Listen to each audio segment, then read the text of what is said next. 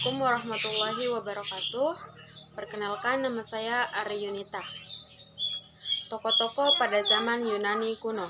Yang pertama, Empedokles. Empedokles adalah seorang filsuf dari mazhab pluralisme. Tokoh lainnya dari mazhab ini adalah Anasagoras. Jika filsuf mengajarkan bahwa terdapat satu prinsip dasar yang mempersatukan alam semesta, Empedokles berpendapat lain. Menurut Empedokles, prinsip dasar itu tidaklah tunggal, melainkan empat. Ia dikenal sebagai seorang dokter, penyair, ahli pidato, dan politikus. Empedokles menulis dua karya dalam bentuk puisi. Puisi pertama berjudul Perihal Alam, On Nature, dan yang kedua berjudul Penyucian-Penyucian. Kedua karya tersebut memiliki 5.000 ayat, tetapi masih ada hingga kini tinggal 350 ayat dari karya pertama dan 100 ayat dari keduanya. Para ahli tidak sepakat mengenai mana karangan yang lebih dahulu ditulis. Empedokles berpendapat bahwa prinsip yang mengatur alam semesta tidaklah tunggal, melainkan terdiri dari 4 anasir atau zat. Memang dia belum memakai istilah anasir atau stoichia yang sebenarnya baru digunakan oleh Plato, melainkan menggunakan istilah akar, rhizomata. 4 anasir tersebut adalah air, tanah, api, dan udara. Keempat anasir tersebut dapat dijumpai di seluruh alam semesta yang memiliki sifat-sifat yang saling berlawanan.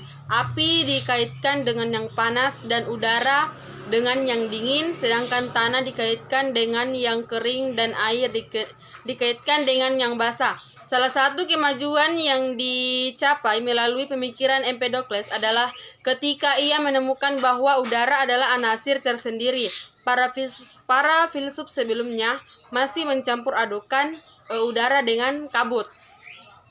Yang kedua, Hippasus. Hippasus dari Mata-Dontum adalah seorang filsuf penganut aliran Pitagoras.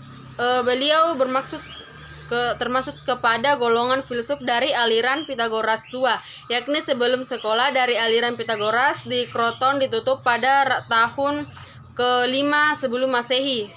Sebagai filsuf ilmu yang termaksud golongan aliran Pitagoras tua adalah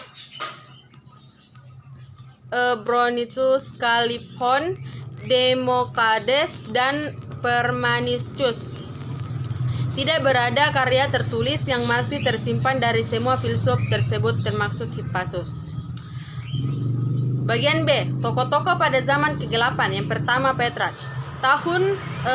Pada tahun 1330-an, dengan cendekiawan Italia, Petrarch yang ini dianggap abad pasca Romawi sebagai gelap dibandingkan dengan cahaya zaman kuno klasik ungkapan zaman kegelapan. Sendiri berasal dari bahasa Latin Secum Obscurum yang pada 1602 ke periode yang kalau di abad ke-10 dan ke-11. Konsep tersebut kemudian menjadi ciri seluruh abad pertengahan sebagai masa kegelapan intelektual antara kejatuhan Roma dan Renaissance. Ini menjadi sangat populer selama zaman pencerahan abad ke-18. Yang kedua itu Nicolaus Copernicus. Nicolaus Copernicus dikenal sebagai autorium sekaligus matematikawan berbangsaan Polandia. Di masa Renaissance, dia menemukan teori heliocentris yang menyatakan bahwa matahari merupakan pusat tata surya. Teorinya ini kemudian memberikan perubahan signifikan berupa revolution. Copernicus lahir pada 19 Februari 1472 di Torun, Kerajaan Polandia. Dia merupakan anak bungsu pasangan Mokolaj dan Barbara Wathenrode. Setelah ayahnya meninggal, dia dibawa sang paman, Lucas Wathenrode, untuk disuruh dan diberi pendidikan memadai. mengirim Confucius untuk belajar di sekolah St. John di Turun, di mana sang paman menjadi kepala sekolah. Kemudian dia dimasukkan ke sekolah tutorial di Walton dekat sungai Filsual. Instruksi pendidikan untuk mempersiapkan muridnya untuk ke Universitas Krakow. Yang bagian C, tokoh-tokoh pada zaman modern. Yang pertama, David Hume. David Hume adalah filsuf Skotlandia, ekonom dan sejarawan, dimasukkan sebagai salah satu figur paling penting dalam filosofi barat dan pencerahan Skotlandia. Walaupun kebanyakan keterkaitan karya Hume berpusat pada tulisan filsuf, sebagai sejarawan di mendapat pengakuan dan penghormatan ke karya di History of England merupakan karya dasar dari sejarah Inggris untuk 60 atau 70 tahun sampai karya Macaulay. Yang kedua itu Rene Descartes, sering disebut sebagai bapak filsafat modern. Rene Descartes lahir di La Haye, Tarane, Prancis, dari sebuah keluarga borjuis. Ayah Descartes adalah ketua parlemen Inggris dan memiliki tanah yang cukup luas. Ketika ayah Descartes meninggal dan menerima warisan ayahnya, ia menjual tanah warisan itu dan menginvestasikan uangnya dengan pendapat 6 atau 7.000 franc per tahun. Dia bersekolah di Universitas Jesuit di La Flèche dari tahun 1604 sampai 1612, yang tempatnya telah memberikan dasar-dasar matematika modern. Walaupun sebenarnya pendidikan itu bidang hukum. Pada tahun 1612 dia pergi ke Paris, namun kehidupan sosial di sana dianggap membosankan dan kemudian dia lalu dia mengasingkan diri ke daerah terpencil di Prancis untuk menemukan geometri. Nama daerah terpencil itu Faubourg. Teman-teman menemukan dia di tempat perasingan yang ia tinggali. Maka, untuk lebih menyembunyikan diri, ia memutuskan untuk mendaftarkan diri menjadi tentara Belanda pada tahun 1617. Ketika Belanda dalam keadaan damai, dia tampak menikmati meditasinya tanpa gangguan selama 2 tahun. Tetapi meletusnya perang 30 tahun mendorongnya untuk mendaftarkan diri sebagai tentara bayaran pada tahun 1619. Yang bagian D, tokoh-tokoh pada zaman postmodern. Yang pertama itu Jean-François Lyotard. Lyotard adalah seorang filsuf berstrukturalisme, namun ia kemudian lebih dikenal sebagai salah satu pemikir penting aliran filsafat postmodernisme, yang terkenal dengan gagasannya tentang penolakan oralitatif narasi besar, yaitu suatu cerita besar yang mempunyai fungsi legitimasi karena bersifat menyatukan, universal dan total. Penolakan narasi besar menurut Lyotard berarti penolakan terhadap penyatuan, universitas dan totalitas, dan dalam pandangannya inilah salah satu ciri pembeda yang paling menonjol antara filsafat postmodernisme dengan filsafat modernisme. Jean-François Lyotard dalam pemikiran filosofinya banyak dipengaruhi oleh Karl Marx, Nietzsche, Immanuel Kant, Sigmund Freud.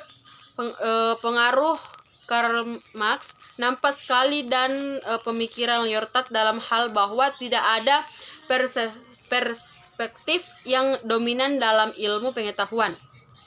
Yang kedua itu ada tokoh Jacques Derrida. Derrida adalah seorang filsuf Prancis yang dianggap sebagai pengunjung tema konstruksi di dalam filsafat postmodern. Jacques Derrida lahir di Edbiar, Aljazair pada tanggal 15 Juli 1930, segera setelah Perang Dunia Kedua. Derrida mulai mempelajari filsafat pada tahun 1949.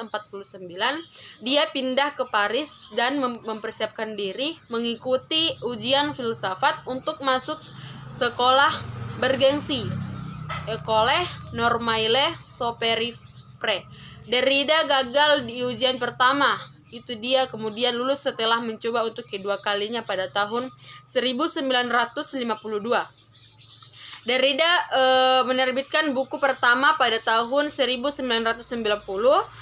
Selama berada di École Normale, Derrida mempelajari Hegel bersama seorang filsuf bernama Jean-Jacques Pelletier.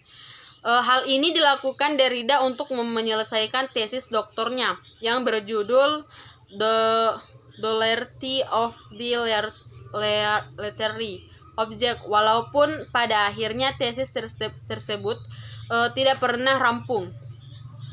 Tahun 1960, di mana pada tahun ini banyak pemikir besar dari Prancis bermunculan, salah satunya adalah terbitnya salah satu karya monumental Foucault yang berjudul Folie at Paris. Pada saat itu, Derrida ikut berpartisipasi dalam seminar yang dibawahi oleh Foucault. Tidak berapa lama kemudian Derrida menuliskan reviewnya yang berjudul Cogito and the History of Mediums pada tahun 1963, di mana di dalam buku ini Derrida banyak mengkritik interpretasi Foucault terhadap Descartes. Kemudian bagian E, tokoh-tokoh pada zaman pencerahan. Yang pertama itu John Adam Smith. John Adam Smith adalah seorang filsuf berkebangsaan Skotlandia yang menjadi pelopor ilmu ekonomi modern. Karyanya yang terkenal adalah bukuan Inquiry into the Nature and Causes of the Wealth of Nations, disingkat The Wealth of Nations, adalah buku pertama yang menggambarkan sejarah perkembangan industri dan perdagangan di Eropa serta dasar-dasar perkembangan bebas dan kapitalisme. Dalam Smith adalah salah satu pelopor sistem ekonomi kapitalisme. Sistem ekonomi ini muncul pada abad ke-18 di Eropa Barat dan pada abad 19 mulai terkenal di sana. Kemakmuran negara, Will of Nations, dan yang lebih kecil pengaruhnya teori moral sistemen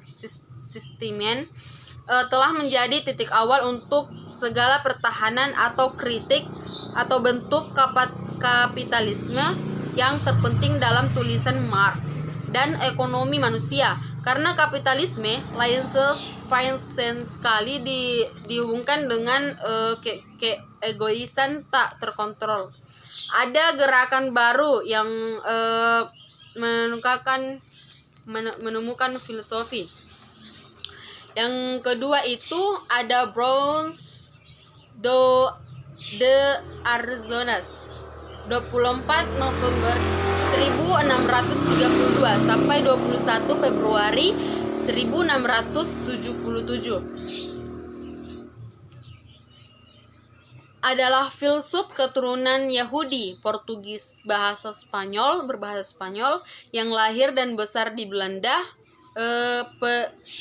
Pikiran Spinoza berakhir dalam tradisi yang Yudaisme. Pemikiran Spinoza yang terkenal adalah ajaran mengenai substansi tunggal alam. Hal ini dikatakan karena baginya Tuhan dan alam semesta adalah satu, dan Tuhan juga mempunyai bentuk, yaitu seluruh alam. Oleh karena itu, pemikir itu Spinoza pun disebut sebagai pengantar monistik.